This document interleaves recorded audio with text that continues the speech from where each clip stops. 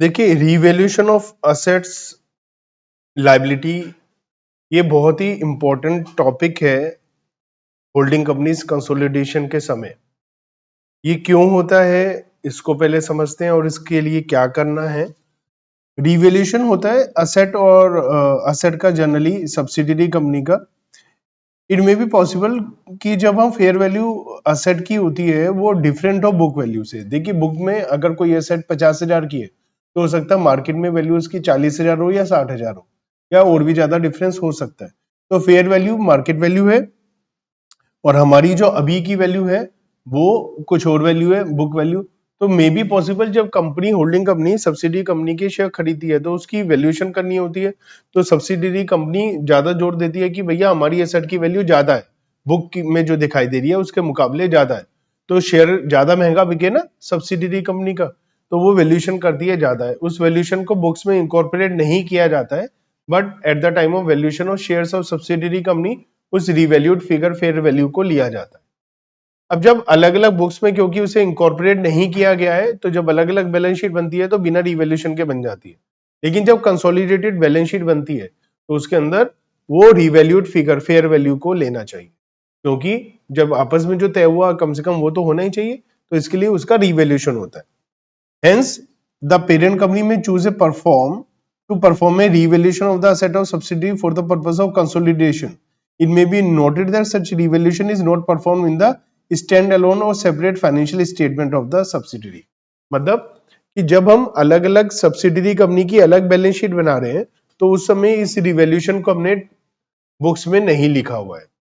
The profit or loss on revaluation of fixed asset or subsidiary should also be treated as a capital profit or loss. तो जो revaluation हुआ है वो capital profit या loss है। क्यों? क्योंकि ये रिवैल्यूएशन हुआ at the time of acquisition of shares, तो प्री पीरियड का प्रॉफिट या लॉस है। या कैपिटल प्रॉफिट और लॉस का मतलब प्री पीरियड का प्रॉफिट और लॉस बोल रहा है। तो अगर रिवैल्यूएशन हुआ है on the date of acquisition तो उसे प्री पीरियड का प्रॉफिट या लॉस माना जाएगा। But if the fall in the value of the asset occurs after the date of acquisition, the loss should be treated as a revenue loss. मान लिया बाद की बात है तो वो अलग है, लेकिन ये ऐसा जनरली क्वेश्चन में आता नहीं है। एडजस्टमेंट फॉर डेप्रिसिएशन भी हमें P&L में करना पड़ेगा सब्सिडरी कंपनी के। डेप्रिसिएशन का क्या करना है कि अगर वैल्यू बढ़ाई है तो डेप्रिसिएशन बढ़ जाएगा, वैल्यू कम है तो डेप्रिसिएशन भी कम हो जाएगा। तो depreciation on changed value of the asset shall be given effect to. Depreciation on revalued asset will be taken as capital or revenue depending on the period जिस पीरियड का डेप्रिसिएशन है। तो हमारे लिए पीरियड फॉर डेप्रिसिएशन भी important है। अगर हमें क्वेश्चन में रिवैल्यूएशन की डेट नहीं दी हुई है तो हमें क्या करना है, एज्यूम करना है जिस दिन शेयर्स खरीदे गए हैं उसी दिन रिवैल्यूएशन हो रहा है। अब इसका होता क्या है, मान लिया फेयर वैल्यू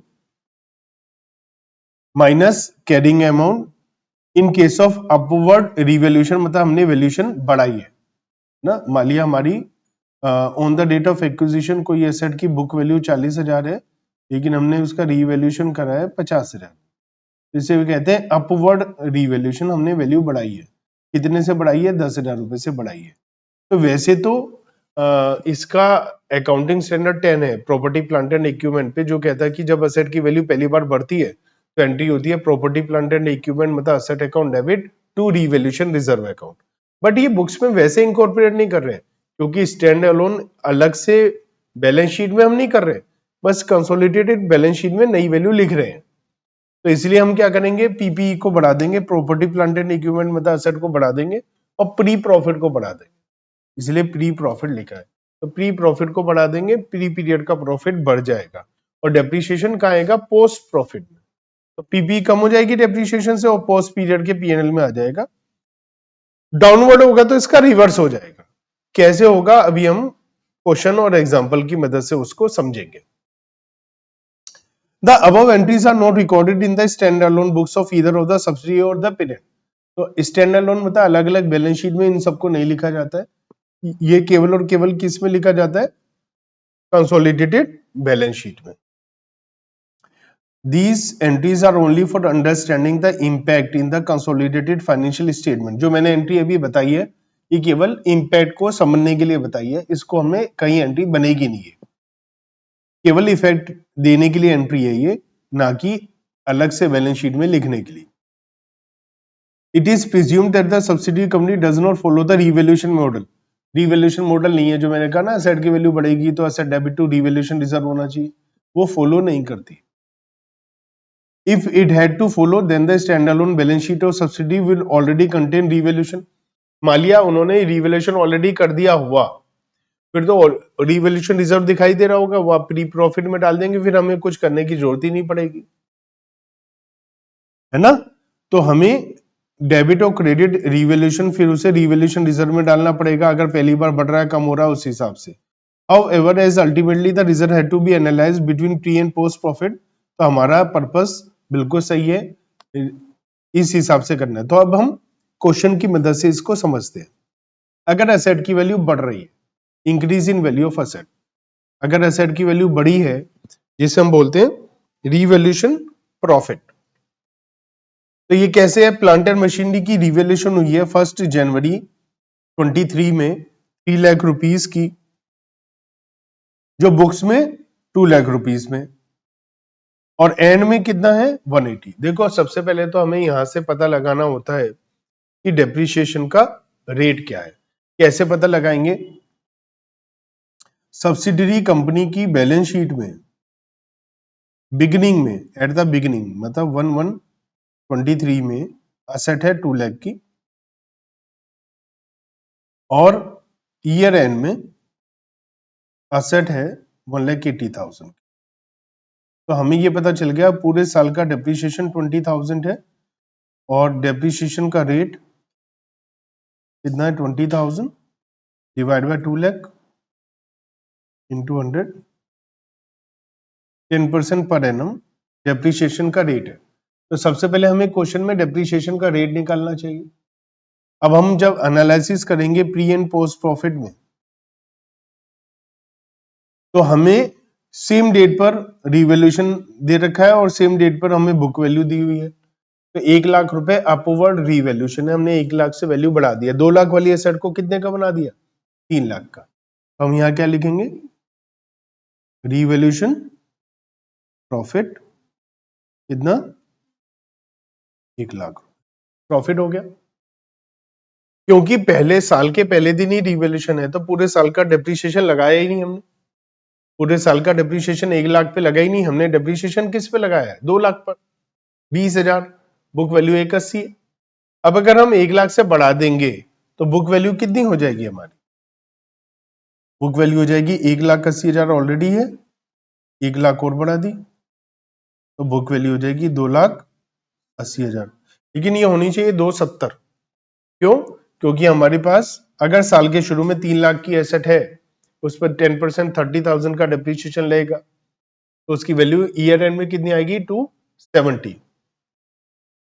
या इसे ही कहिए कि हमने अगर वैल्यूएशन 1 लाख से बढ़ाई है तो उसके ऊपर डेप्रिसिएशन भी तो लगाना पड़ेगा ना, और डेप्रिसिएशन 1 जनवरी के बाद का पीरियड लगेगा, मतलब पोस्ट पीरियड का। तो इस पे डेप्रिसिएशन कितना लगेगा? 10,000, क्योंकि 10% का रेट है 1 लाख पे 10,000। अब यहां पर अगर हम डेप्रिसिएशन लेस कर देंगे तो बिल्कुल एक्यूरेट वही वैल्यू आ जाएगी जो आनी चाहिए। अब इसका अकाउंटिंग में ट्रीटमेंट क्या है? एक तो मैंने एओपी में बता दिया, एनालिसिस ऑफ प्रॉफिट में प्री पीरियड में 1 लाख प्लस हो जाएगा, पोस्ट पीरियड में 10,000 माइनस हो जाएगा। इसका और इंपैक्ट कहां आएगा? Consolidated balance sheet. तो कंसोलिडेटेड बैलेंस शीट में जब हम प्रॉपर्टी प्लांट एंड इक्विपमेंट मतलब असेट वगैरह दिखाएंगे, तो पुरानी एसेट 1,80,000 की आ रही है, प्लस रिवैल्यूएशन प्रॉफिट हमने 1 लाख से वैल्यूएशन बढ़ा दी, माइनस इंक्रीज इन डेप्रिसिएशन, 10,000 से हमारा डेप्रिसिएशन भी बढ़ गया, तो हमारी updated value consolidated balance sheet में 2,70,000 आ जाएगी। तो ये था हमारा एक बेसिक क्वेश्चन, जिसमें साल के शुरू में ही शेयर खरीदे, उसी दिन हमने रिवैल्यूएशन करी और हमने उसका ट्रीटमेंट कर दिया। यहां तक कोई टेंशन है किसी को? ये सबको अच्छे से समझ में आ जाता है। इसके बाद हम थोड़ा सा चेंजेस करना शुरू करते हैं कि वैल्यूएशन की डेट या डेट ऑफ एक्विजिशन, उस तरीके से हम थोड़ा सा कम करना शुरू करते हैं। यहां पर चेंज अब हमने क्या लाया कि डेट ऑफ एक्विजिशन 1 जुलाई कर दी, है ना। तो plant and machinery was revalued on 1 जनवरी। तो रिवैल्यूएशन 1 जनवरी को ही करा, रिवैल्यूएशन कब किया है? 1 जनवरी को। और लेकिन हमने शेयर कब खरीदे? 1 जुलाई को। तो यहाँ प्री और पोस्ट। अब पोस्ट पीरियड 6 महीने का है ना? कब से? 1 जुलाई से 31 दिसंबर। और ये क्या है? Up to 30 June pre period में आ रहा है। जब से कंपनी इंकॉर्पोरेट हुई तब से लेके 30 जून तक प्री पीरियड है। 10-20 साल, 50 साल या 1-2 साल, हमें नहीं मालूम। अब क्या होता है, जैसे ही हमने रिवैल्यूएशन प्रॉफिट किया, रिवैल्यूएशन प्रॉफिट प्री पीरियड में आ गया 1 लाख रुपए का। अब इस पे 1 लाख रुपए पे 1 साल का डेप्रीशिएशन लगेगा, क्योंकि वैल्यू वही है तो मैं डेप्रीशिएशन का रेट निकाल के नहीं बता रहा हूं। डेप्रीशिएशन का रेट वही 10% आएगा। अब डेप्रीशिएशन कितना आएगा इस पे? 1 लाख के ऊपर 10%, 10,000। लेकिन 6 महीने पोस्ट पीरियड में, 6 महीने प्री पीरियड में करंट ईयर के, तो 5,000 यहां पर आएगा, 5,000 पर आएगा। बैलेंस शीट में सेम ट्रीटमेंट होगा जो पहले हुआ था, 1 लाख प्लस, है ना, लेकिन डेप्रीशिएशन माइनस 5 की बजाय 10, क्योंकि 1 साल का डेप्रीशिएशन पूरा एक साल। पहले भी 10 ही माइनस हुआ था, अब भी 10 है, लेकिन यहाँ एनालिसिस ऑफ प्रॉफिट में प्री पोस्ट में बढ़ जाएगा, क्योंकि हमारा करंट शेयर एक्विजिशन डेट है 1 जुलाई। इसमें कोई टेंशन है किसी को? अब लेकिन जो क्वेश्चन में आता है ना, या तो आता है ऐसा, या आता है जो अब हम पढ़ेंगे, क्वेश्चन में आता है इस टाइप का, ठीक है ना, इस टाइप का क्वेश्चन आता है। तो ये कैसे करना है इसे समझते हैं। प्लांट एंड मशीनरी का रिवैल्यूएशन हमने करा है डेट ऑफ एक्विजिशन पर 30 जून को 3 लाख में, और उस असेट की वैल्यू साल के शुरू में 2 लाख की थी, है ना, और साल के अंत में 180। तो डेप्रीशिएशन वही सेम चल रहा है, डेप्रीशिएशन वही है 20,000, डेप्रीशिएशन रेट 10% पर एनम, तो ये तो सेम ही चल रहा है। अब पिछले क्वेश्चन में पिछले दोनों क्वेश्चन में रिवैल्यूएशन साल के पहले दिन हुई थी, लेकिन यहां रिवैल्यूएशन कब हो रहा है? 6 महीने बाद। तो यहां पर थोड़ा सा क्या ध्यान रखना है आपको, WDV ऑन 1 जनवरी 2 लाख है ना, लेकिन रिवैल्यूएशन 30 जून को हो रहा है। तो 6 महीने का अगर हम डेप्रीशिएशन लगाए 30 जून को, तो 2 लाख पर 10%, 6 महीने का डेप्रीशिएशन 10,000 रुपए होता है, और WDV 30 जून को 1,90,000 की आ जाती है ना। तो 1,90,000 की WDV है 30 जून को, एक्चुअल वैल्यू कह सकते हैं, बुक वैल्यू कह सकते हैं। और इसका रिवैल्यूएशन कितना करा हमने? 3 लाख। इंक्रीज इन वैल्यू कितना हुआ? 1,10,000। तो रिवैल्यूएशन प्रॉफिट कितना हुआ? 1,10,000। अब यहां डेप्रीशिएशन के लिए थोड़ा सा हिसाब लगाना है। एक्चुअल डेप्रीशिएशन हमने लगाया हुआ 20,000 रुपए, है ना भाई। 2 लाख पर वैल्यू 180 है, 20,000 का हमने डेप्रीशिएशन लगा रखा है, लेकिन करेक्ट डेप्रीशिएशन कितना होना चाहिए? 2 लाख पर 6 महीने का, और फिर हमने रिवैल्यूएशन कर दिया 3 लाख, इस पे 6 महीने का 25,000, 5,000 रुपए का डेप्रीशिएशन और लगाना पड़ेगा, एडिशनल डेप्रीशिएशन। तो जब हम प्री और पोस्ट पीरियड करेंगे तो रिवैल्यूएशन प्रॉफिट आ जाएगा 1,10,000, और डेप्रीशिएशन आ जाएगा 5,000, जो हमें लगाना है। याद रखिएगा, अगर प्री प्रॉफिट है तो पोस्ट पीरियड में डेप्रीशिएशन माइनस में आएगा, प्री लॉस है तो एप्रिसिएशन होगा तो हम रिवर्स करेंगे, साइन रिवर्स होते हैं।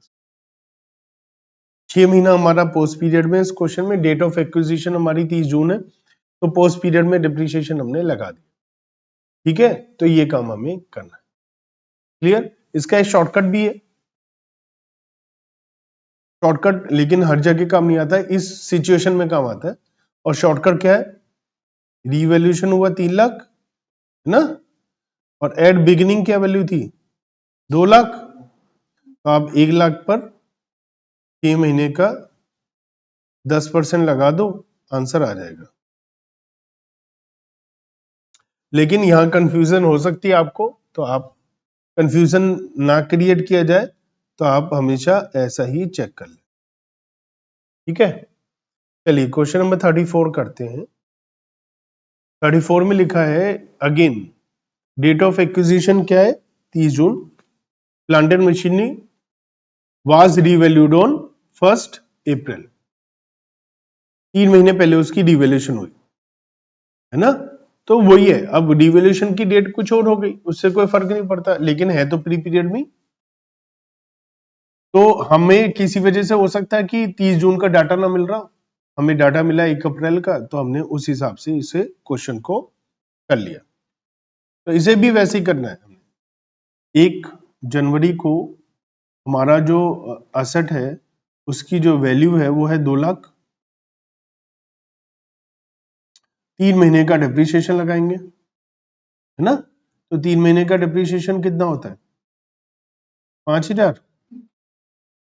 तो WDV 1 अप्रैल को 195 हो गई, रीवैल्यूएशन कितना हो गया 3 लाख, तो प्रॉफिट कितना होगा revaluation profit, free of cost में जब लिखेंगे तो रिवैल्यूएशन प्रॉफिट कितना लिखेंगे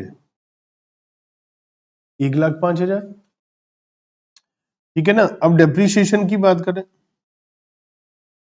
तो एक्चुअल कितना लगाया हमने 20,000, करेक्ट कितना होना चाहिए 2 लाख पे 10% 3 महीने का, प्लस 3 लाख पे 10% 9 महीने का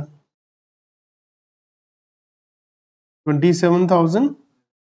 तो 7,500 का डिप्रिसिएशन लगना चाहिए, लेकिन ये 9 महीने का डिप्रिसिएशन है 7,500, जिसमें से 6 महीने पोस्ट में और 3 महीने फ्री में। तो जो डिप्रिसिएशन होगा 7,500 का, ये 3 महीने और 6 महीने के रेशो में बढ़ जाएगा, मतलब 1:2 के रेशो में। तो 2,500 और 5,000 ये काम करना।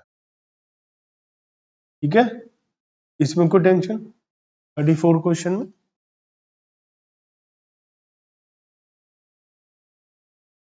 क्वेश्चन नंबर 35 है, यहां पर हमें बैलेंस शीट दे रखी है अखिलेश और इसकी सब्सिडियरी कंपनी राहुल की 31 मार्च को, और एडिशनल इंफॉर्मेशन है हमें कंसोलिडेटेड बैलेंस शीट बनानी है। 70% शेयर खरीदे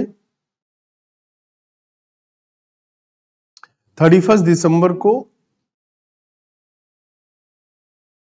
शेयर खरीदे हैं, 1 अप्रैल को P&L का बैलेंस डेबिट था, और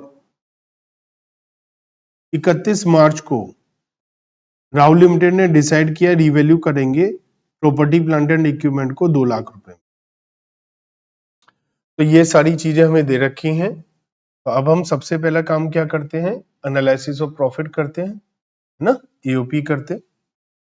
आप भी करिए साथ साथ, analysis of profit of Rahul limited,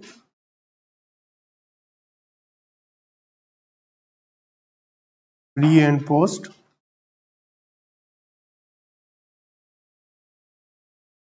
जो शेयर्स खरीदे हैं वो 31 दिसंबर को खरीदे हैं, तो पोस्ट पीरियड में 3 महीने आ जाएंगे।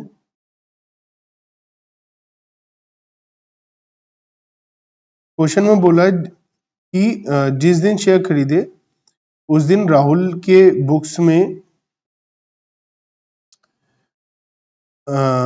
नहीं 31 दिसंबर को शेयर खरीदे हैं, 1 अप्रैल को राहुल का P&L 8,000 नेगेटिव था। P&L 1 अप्रैल को नेगेटिव था, डेबिट बैलेंस का मतलब नेगेटिव होता है, डेबिट बैलेंस का मतलब नेगेटिव होता है, तो ये लॉस था हमारा साल के शुरू में। आज की डेट में कितना है हमारे पास प्रॉफिट? 40,000।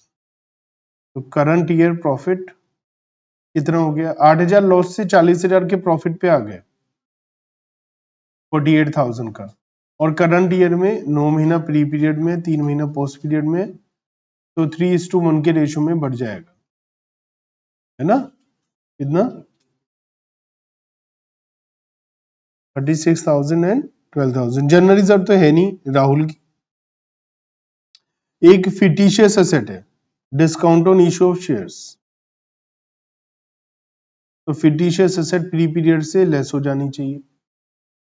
कोई भी प्रीलिमिनरी एक्सपेंसेस या इस टाइप की कोई भी चीज है तो वो प्री पीरियड से माइनस हो जाएगी। ठीक है। अब साल के अंत में रिवैल्यूएशन हुआ है, साल के अंत में। अब देखो रिवैल्यूएशन साल के अंत में हुआ है और साल के अंत में हमारी एसेट की वैल्यू 81 है जिसे 2 लाख में रिवैल्यू करा है ना? तो रिवैल्यूएशन होता कि इस वजह से only for the purpose of क्या होता है? Consolidated balance sheet. और जो प्रॉफिट होता है वो कैपिटल नेचर ही होता है ना, ये हमने पहले भी बात करी थी। तो ये कहां पर आएगा? प्री प्रॉफिट ही माना जाएगा। तो कहां पर आ जाएगा? Revaluation profit. जब भी प्रॉफिट होगा आप प्री पीरियड में लिखेंगे, है ना? लेकिन ये जो है इस पर डेप्रिसिएशन कुछ नहीं आएगा, रीजन बीइंग कि रिवैल्यूएशन ही आखिरी दिन हुई है साल के अंत में, है ना? तो साल के अंत में रिवैल्यूएशन हुआ है तो उस पर डेप्रिसिएशन फ्यूचर पीरियड का तो कुछ लगना ही नहीं है अभी, है ना? बस हमारे को 180 से 2 लाख कर देना है, 20,000 की वैल्यू बढ़ा देनी है हमने। इसको टोटल करते 43,000, 12,000। होल्डिंग का शेयर है 70%, तो कितना आ गया? 30,100।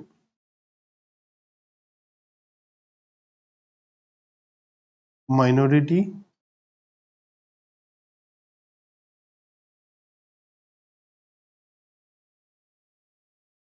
8,400, 3,600।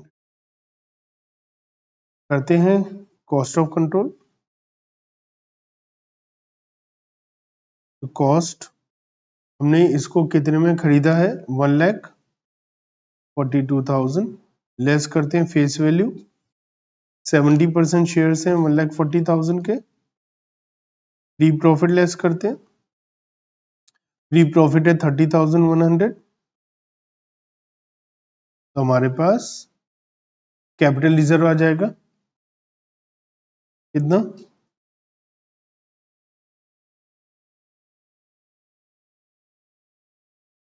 28,100। माइनॉरिटी इंटरेस्ट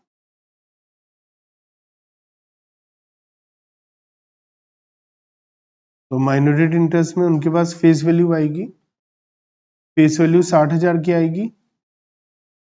प्री प्रॉफिट का हिस्सा आएगा 12,900। पोस्ट प्रॉफिट का हिस्सा आएगा 3,600, 76,500। बनाते हैं कंसोलिडेटेड बैलेंस शीट। तो कंसोलिडेटेड बैलेंस शीट में शेयर कैपिटल कितनी आएगी? तो consolidated balance sheet of Akhilesh limited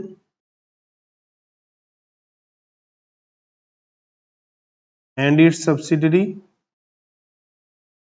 Rahul limited. ठीक है। और इक्विटी एंड लाइबिलिटी साइड में शेयर होल्डर फंड में शेयर कैपिटल आ जाएगा और ये आ जाएगा केवल होल्डिंग का कितना? 10 लाख रुपए। नेक्स्ट है जनरल रिजर्व। जनरल रिजर्व आ जाएगी 3,10,000 रुपए। नेक्स्ट है P&L। तो P&L होल्डिंग का 1,50,000 प्लस पोस्ट प्रॉफिट शेयर 8,400, ठीक है ना। और हमें कोई प्री डिविडेंड की कोई और एडजस्टमेंट तो है नहीं, तो कितना अमाउंट हो गया ये 1,58,400। माइनॉरिटी इंटरेस्ट, कैपिटल रिजर्व भी तो आएगा और गुडविल भी है क्या बैलेंस शीट में, तो कैपिटल रिजर्व आ जाएगा, कैपिटल रिजर्व 28,100। माइनॉरिटी इंटरेस्ट आ जाएगा 76,500, ठीक है। नेक्स्ट है हमारे पास क्रेडिटर्स, करंट लाइबिलिटीज में टोटल कितना आ गया 2,30,000 और 69,000 टोटल, ये बैलेंस शीट का टोटल आ गया, ठीक है। असेट्स की बात करते हैं, non current assets, tangible asset ना, प्रॉपर्टी प्लांट एंड इक्विपमेंट की बात करते हैं, और ये है 11,62,000 और 1,80,000, टोटल कर दीजिए दोनों का। पहले ये तो टोटल कर दो, ये 11 लाख है और ये 180 है, 13 लाख प्लस रिवैल्यूएशन प्रॉफिट कितना हो गया 13,62,000। करंट एसेट्स, होल्डिंग और सब्सिडरी की ये है 3,86,000 और 1,24,000, 5,10,000, total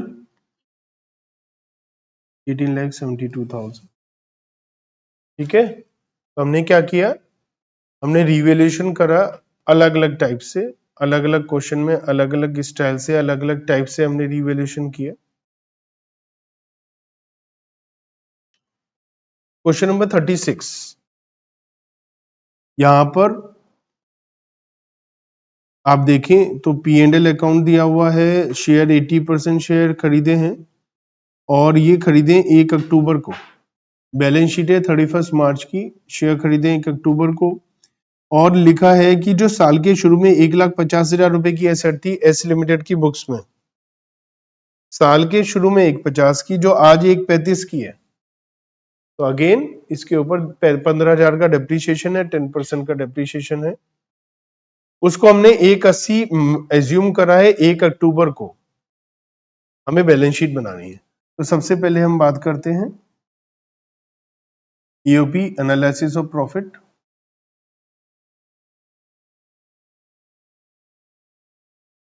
profit of S limited, pre and post.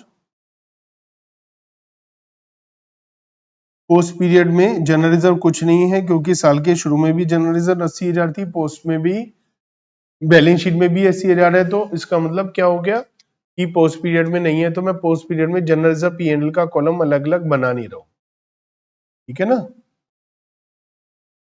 तो पोस्ट पीरियड में 6 महीना है हमारे पास, 1 अक्टूबर को हमने शेयर खरीदे हैं। P&L एट द बिगिनिंग कितना था, साल के शुरू में 30,000, 30,000, आज की डेट में बैलेंस शीट में कितना है 60,000, तो हमारा पोस्ट जो करंट ईयर का प्रॉफिट है वो कितना हो गया 30,000। तो इस साल के शुरू में 30,000 था, एंड में 60,000 है, तो 30,000 इस साल कमाया, और साल में 6 महीना प्री एंड पोस्ट, तो कितना आ जाएगा 15,000, 15,000। ये बात क्लियर है।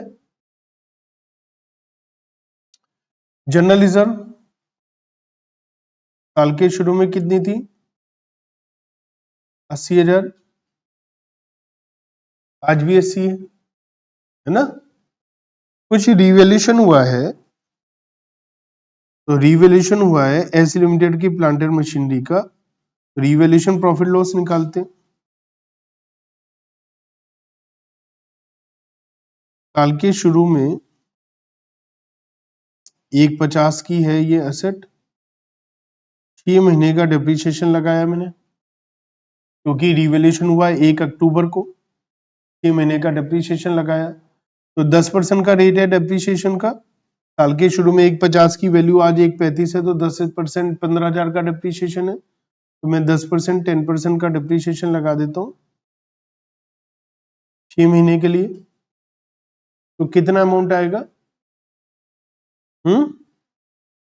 7500। तो इसका मतलब 1 अक्टूबर को इसकी वैल्यू है 142,500, और रिवैल्यूएशन हमने करी कितनी है? 1,80,000। तो प्रॉफिट कितना हो गया? 37,500। तो रिवैल्यूएशन प्रॉफिट मैंने लिखा 37,500। तो मुझे लगता है कि आप इतना तो आराम से निकाल लेते है ना। उसके बाद अब हम बात करते हैं इस पे डेप्रीशिएशन की।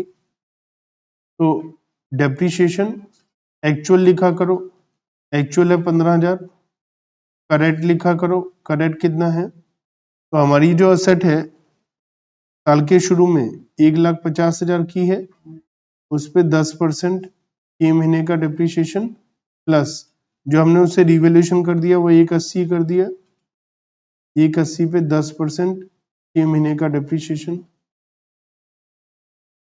तो ये कितने का है? 7,500। और ये कितने का है? 9,000। टोटल मिलाकर 1,500 रुपए का डेप्रीशिएशन हमें और लगाना पड़ेगा। 1,500 रुपए का डेप्रीशिएशन लगा देता हूं मैं। टोटल करा तो कितना आया? Pre profit and post profit. Pre profit कितना आ रहा है?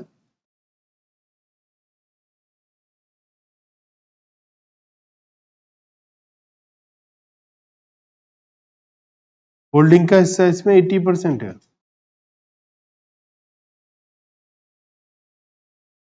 1 लाख, और एस का 32,500। ऐसे ही 13,500 में होल्डिंग का हिस्सा कितना है?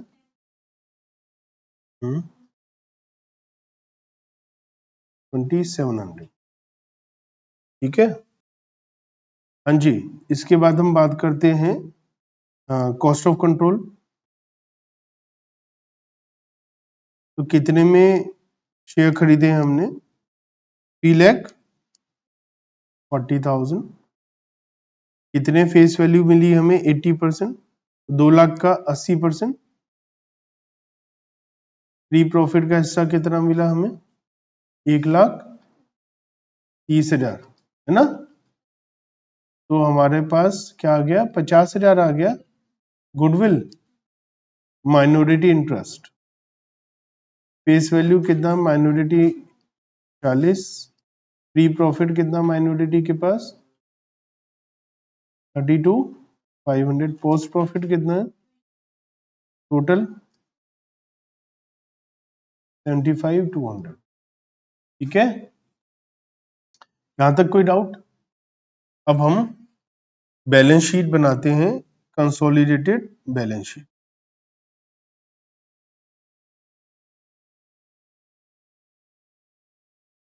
Of H limited and it's subsidiary S limited, वो सब मैं नहीं लिख रहा हूँ, एग्जाम में आप लिख लेना। और ये सब हेडिंग भी नहीं, मैं सीधा सीधा लिख रहा हूँ। जो वैल्यू है शेयर्स होल्डिंग का आता है 6 लाख रुपए है ना। और जनरल रिजर्व, अब जनरल रिजर्व जो है वो होल्डिंग का भी आएगा, और अगर कोई पोस्ट है तो वो भी ऐड हो जाएगा। तो जनरल रिजर्व पोस्ट तो है नहीं, केवल होल्डिंग का 3,40,000 आ जाएगा। P and L, P and L holding का है 1 लाख रुपए, प्लस होता है इसमें पोस्ट पीरियड प्रॉफिट।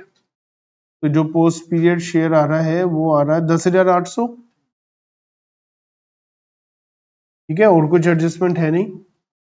1,10,800 गुडविल आया था तो कैपिटल रिजर्व तो यहाँ आएगा नहीं, माइनॉरिटी इंटरेस्ट आ जाएगा। माइनॉरिटी इंटरेस्ट हमने निकाला था 75,200, वो लिख लेते हैं। ठीक है, और इसके बाद हमें बैलेंस शीट में करंट लायबिलिटी इसमें दिया हुआ क्रेडिटर्स, दोनों का टोटल कर दीजिए 70 और 35, 1,05,000 टोटल 12 लाख 1 लाख, मतलब 6 लाख ये दिखाई दे रहा है तो मैं 1 लाख कह रही हूँ टोटल। 12 बोला है कितना? ठीक है, अब असेट साइड में आते हैं। असेट साइड में प्रॉपर्टी प्लांट एंड इक्विपमेंट में टेंजिबल असेट्स में आ जाते हैं, और ये हमारे पास है पीपी प्लांट एंड मशीनरी, है ना, प्लांट एंड मशीनरी कितना? 390 और 135, 3,90,000 1,35,000 कितना हो गया? 5 लाख। रिवैल्यूएशन प्रॉफिट हुआ है 37,000 और डेप्रीशिएशन है तो कितना हो गया प्लस माइनस करके? 5,61,000। ठीक है, और साथ ही है हमारे पास फर्नीचर, फर्नीचर कितना? 1,20,000। और इंटेंजिबल असेट्स में गुडविल, हमारे पास गुडविल आई थी कॉस्ट ऑफ कंट्रोल में 50,000, है ना।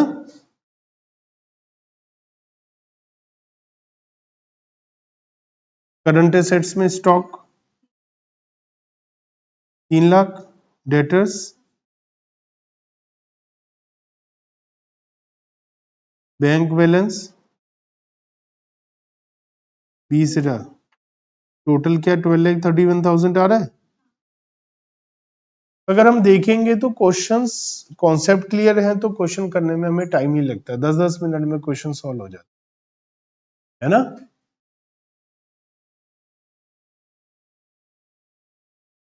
क्वेश्चन नंबर 37,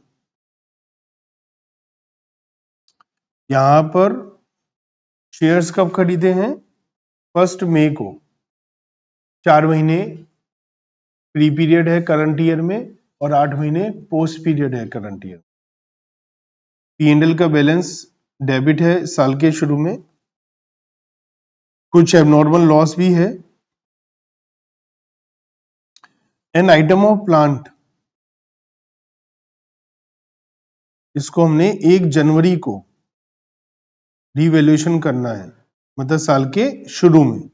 अब देखो रिवैल्यूएशन हो रहा है साल के शुरू में, शेयर खरीदे बीच में, तो अब कुछ लेकिन लिखा डेप्रीशिएशन को इग्नोर करना है।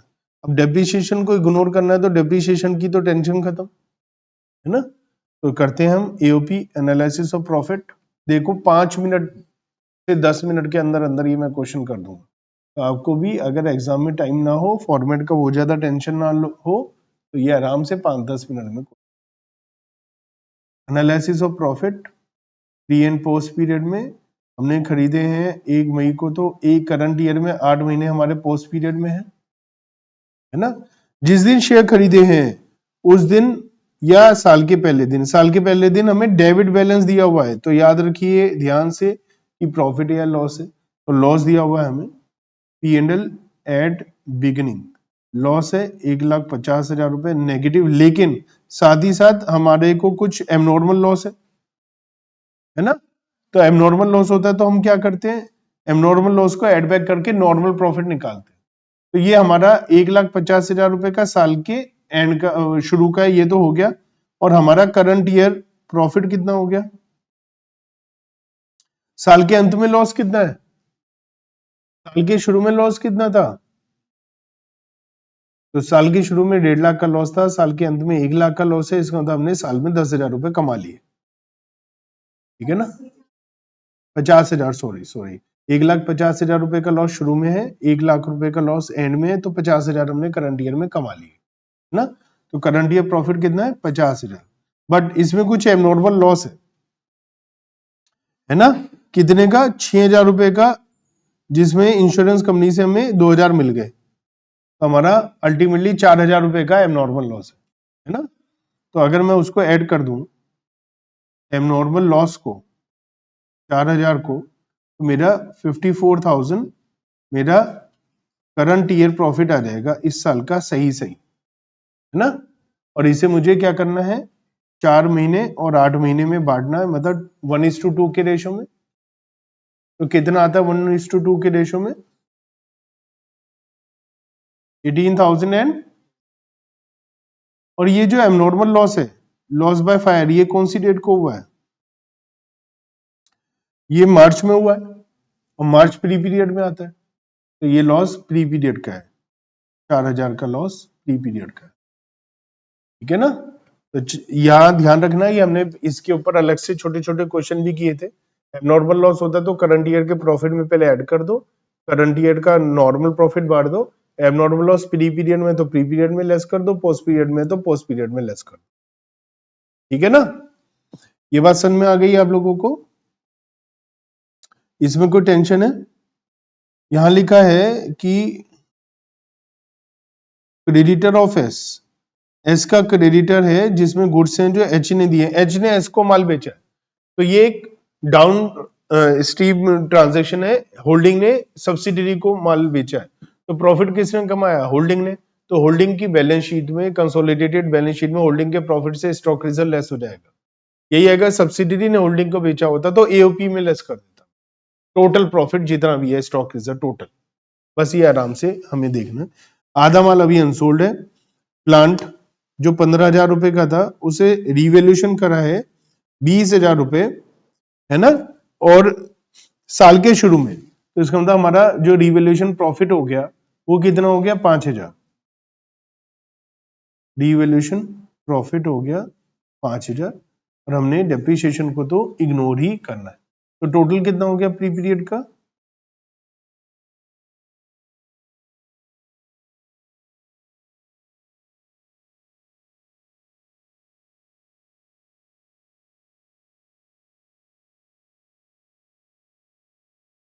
हाँ जी, 1,31,000 माइनस का है, हमारे पास शेयर है 1,500, 2,000 में से, इसका मतलब 75% शेयर है, तो होल्डिंग है 75%, 75%, माइनॉरिटी है 25%, तो कितना हो गया ये लॉस, और लॉस, ठीक है।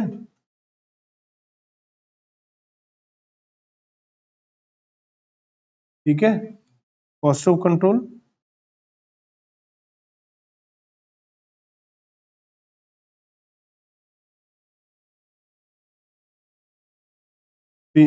कॉस्ट कितने में हमने शेयर खरीदे हैं,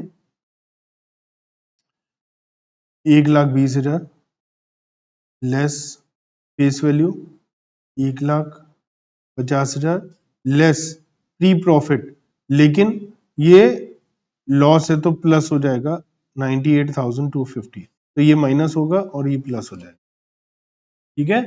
जनरली प्री प्रॉफिट माइनस करते हैं, प्री लॉस है तो प्लस कर देंगे, तो क्या आ गया ये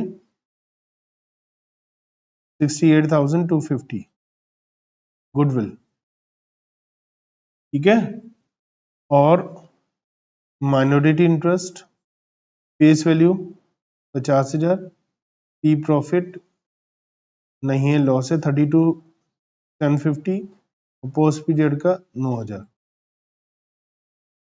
तो कितना आ गया माइनॉरिटी इंटरेस्ट 26,250, ठीक है। अब हम कंसोलिडेटेड बैलेंस शीट बना लेते हैं।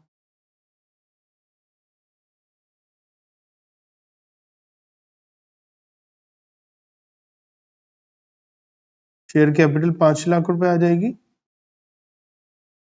General reserve 1 lakh, P&L holding का 80,000 plus post profit 27,000 minus stock reserve जो माल बेचा है उसके ऊपर जो प्रॉफिट कमाया है वो माइनस करना पड़ेगा हमें, है ना। तो कितना प्रॉफिट है जो कमा रखा है, यहां पर है 2000 रुपए का प्रॉफिट कमाया था, आधा माल अभी भी है, तो 1000 रुपए का प्रॉफिट स्टॉक रिजर्व माइनस हो जाएगा। कितना अमाउंट हो गया ये? 1,06,000। उसके बाद में minority interest 26,250। Non current liabilities में 14% डिबेंचर्स 1,00,000, कुछ खरीदे भी हुए हैं उन्होंने। म्यूचुअल डेट कितना? 60,000 के 60,000 में ही खरीदे हैं। और अगर 60,000 के कुछ और अमाउंट में खरीदे होते प्लस माइनस होता तो वो कंसोलिडेटेड P&L में या वहां पर जिसने खरीदे उसका प्रॉफिट हम लेकर के प्लस माइनस कर लेते। यहाँ तो हमारे को कॉस्ट में ही खरीदे, पार पे खरीदे।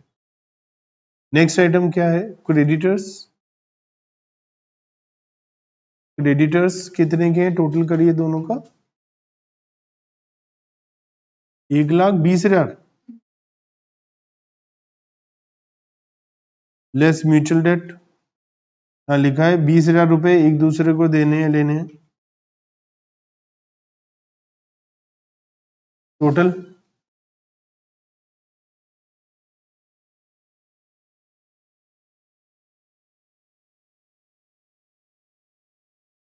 कितना हो गया?